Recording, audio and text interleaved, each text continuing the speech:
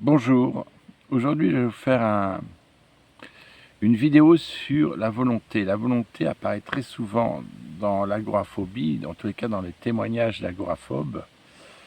Et moi ça me heurte beaucoup. C'est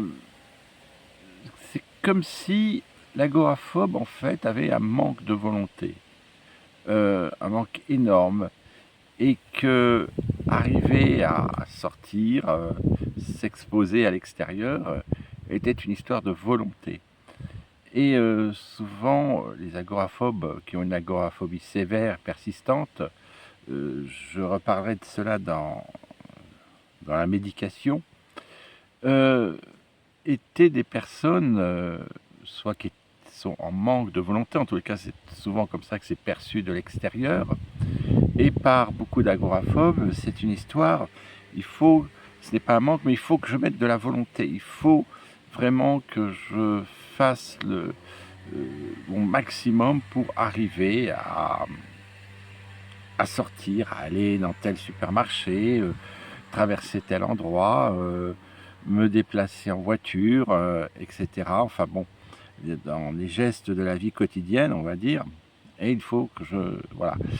Et n'ayant pas, évidemment, l'agoraphobe ne perçoit pas un manque de volonté de sa part, mais perçoit qu'il le faut faire avec la volonté. Or, la volonté n'y est pour rien, n'est absolument étrangère à tout cela, puisque c'est un problème de santé, et où la volonté n'y peut rien. Et j'ai presque envie de dire c'est l'inverse, c'est-à-dire que depuis que je suis agoraphobe, en fait, je fais tout à la volonté, je fais tout à l'arrache, je fais tout en me forçant, en me faisant violence, sortir, traverser tel lieu, rentrer dans tel magasin, etc. Et en fait, je n'en manque pas, puisque ce que j'arrive à faire, à chaque fois, c'est avec une violence extraordinaire et une arrache extraordinaire. Mais on pourrait me dire, mais voilà, tu y arrives avec cela. Non, j'y arrive avec sans doute d'autres moyens, peut-être des petites techniques, et mais certainement pas la volonté. Et dans une vie ordinaire, en fait, la volonté, elle n'existe pas. C'est-à-dire, on a l'envie, ou alors l'obligation, comme pour aller travailler, ou le devoir d'aller travailler, ou d'aller chercher ses enfants, ou on peut avoir l'envie, par exemple, de se promener, de faire une bonne randonnée en forêt, ou d'aller faire du shopping. Et qu'est-ce que vous allez faire? Vous allez en fait ne pas penser au trajet lui-même. Vous allez, si vous faites du shopping, à prendre plaisir à aller regarder tel magasin, à aller dans tel endroit, faire telle boutique, etc. Et vous n'allez pas vous focaliser sur votre déplacement. Si vous faites une randonnée dans la forêt, vous allez vous focaliser sur les paysages que vous allez voir, les arbres, sur éventuellement les animaux, les sons, les odeurs, mais vous n'allez pas porter une attention particulière sur le fait qu'il va falloir marcher, le fait qu'il faut traverser ce chemin, qu'il faut passer par tel endroit, sauf s'il y a une difficulté particulière. Mais dans le cas de l'agoraphobie, ce n'est pas le cas. C'est-à-dire que en fait, tout ce qui est de l'ordre du quotidien, pour une personne qui n'a pas un problème d'agoraphobie, il n'y a pas de volonté. Elle le fait naturellement. Et ça me fait penser à ce que m'avait dit mon premier psychiatre, parce que je lui avais dit, voilà, il faut que j'y aille, mais pas avec des mauvaises pensées, entre guillemets, pas en pensant négativement, mais en essayant de penser positivement, en ayant de bonnes pensées. Il m'a dit non, ça ne sert à rien, parce que de toute façon, si vous vous forcez à avoir de bonnes pensées, ça sous-entend qu'il y a une difficulté, ça sous-entend qu'il y a un problème, et ça va induire forcément qu'il y a de mauvaises pensées. L'un va avec l'autre. Et en fait, il faut faire les choses tout simplement, tout naturellement, sans penser. Et effectivement, quand vous accomplissez des trajets, parce qu'on est bien d'accord sur la définition de l'agoraphobie, qui est l'exposition sur des lieux extérieurs, notamment des espaces vides, ouverts. Ce sont des lieux qui, pour les personnes non agoraphobes, ne sont sujets à rien du tout. Et il ne se passe rien. Ils ne se focalisent pas sur ces divers endroits que qui nous posent problème. Et on le fait naturellement. Et normalement, quand on fait naturellement, on n'a pas de volonté. On répond à des envies, on répond à des besoins, on répond à des nécessités. Ça peut nous plaire, ne pas nous plaire, mais dans tout ce qui est déplacement, les déplacements se font naturellement.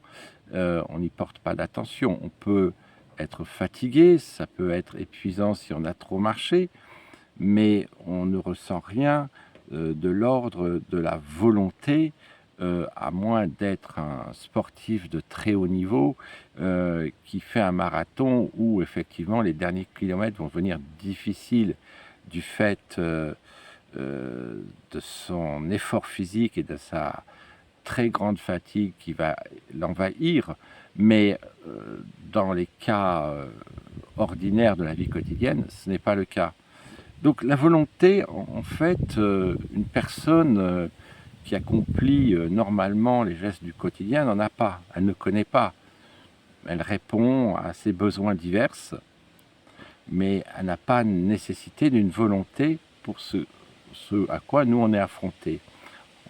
Alors, on va dire, nous, on n'a qu'à l'affronter avec de la volonté. Je reviens au début. La volonté, de toute façon, on l'a. On ne peut pas faire autrement que de l'avoir. Et elle nous porte un peu, mais peu finalement. Des fois, c'est juste descendre de 2 étages pour ouvrir sa boîte aux lettres. Et il y a en vérité beaucoup de petites techniques, beaucoup d'aides qui vont aider à accomplir les expositions de l'agoraphobe. C'est pas réellement la volonté. La volonté, oui, on l'a pour se lever, on l'a des fois même pour se déplacer à l'intérieur de la maison, et on fait tout avec de la force, de la rage. Donc, je dirais, évidemment, il ne faut pas se focaliser sur la volonté, il faut faire les choses naturellement, sans y penser. Bon, c'est là qu'est toute la difficulté, c'est-à-dire, c'est comment arriver, je dirais, et c'est le problème. Le problème, en vérité, ce n'est pas d'avoir de la volonté, c'est de ne pas avoir de volonté, d'être sans volonté. Et c'est là que l'on se délivre de l'agoraphobie, c'est quand on fait les choses en n'ayant plus de volonté et en le faisant parce que ça répond à nos besoins d'êtres humains, tout simplement. Alors, c'est toute la problématique, c'est-à-dire, c'est comment arriver à accomplir ces gestes et les accomplir finalement sans avoir de volonté, sans être dans la volonté d'accomplir cela, mais par le besoin, par la nécessité, etc., par le bonheur, par la joie, ou parce que c'est un devoir de le faire, mais d'avoir mis de côté cette volonté que moi je garderai peut-être pour les cas extrêmes, comme un sportif de haut niveau, où il faut vraiment qu'il termine son match, et qu'il va puiser dans ses réserves. Mais de toute façon, l'agoraphobe, naturellement, est une personne qui puise dès le départ dans ses réserves et dans toutes ses ressources, et qui n'utilise que ça, et que de la volonté. Et donc le jour où l'agoraphobe arrivera à accomplir avec aisance les besoins du quotidien, il le fera quand il sera débarrassé de sa volonté qu'il utilise déjà, et c'est cette absence de volonté qui l'aidera. Et je pense, et je le redis, que de toute façon, c'est des tas de petites techniques, de petites astuces qui nous font, pour la plupart du temps, accomplir nos besoins quotidiens qui relèvent soit de la médication, soit de soins, soit d'objets contraphobiques. Voilà. Alors, c'est le plus dur. Le plus dur, en vérité, c'est d'enlever la volonté, d'arriver à se débarrasser de la volonté et d'arriver à faire naturellement, sans penser, les traversées, les expositions extérieures. Et on est dans le cœur du sujet. Et en tous les cas, la question la plus importante, c'est comment fait-on pour justement ne plus avoir de volonté? C'est là, en vérité, toute la problématique qui tourne autour de l'agoraphobie, c'est celle du soin, de se soigner. J'aborderai les différents soins dans les prochaines vidéos. Je vous remercie de m'avoir écouté. Je vous salue.